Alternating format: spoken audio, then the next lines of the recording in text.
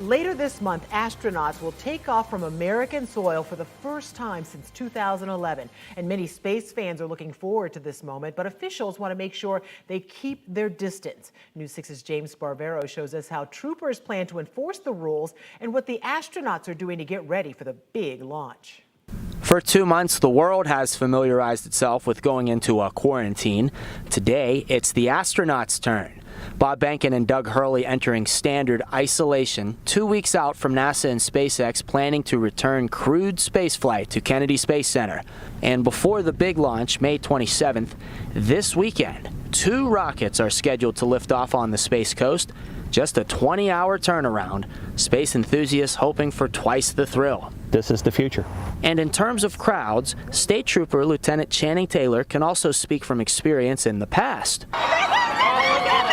Lieutenant Taylor worked the last local rocket launch with astronauts, Space Shuttle Atlantis' final liftoff 9 years ago. However, this astronaut launch during a pandemic makes gathering to watch complicated.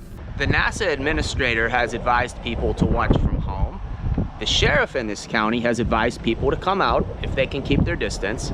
Does the Highway Patrol have a stance? Our stance is to make sure that the traffic remains moving safely to react to any emergencies that occur. Highway Patrol says drivers will not be allowed to pull over on I-95, and people will also be prevented from parking in medians, like on the beachline causeways. You need to be careful. This fisherman from Orange County is familiar with watching launches from right here.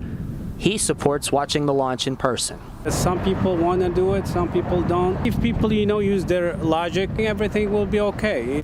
On the Space Coast, I'm James Sparvero, getting results, News 6.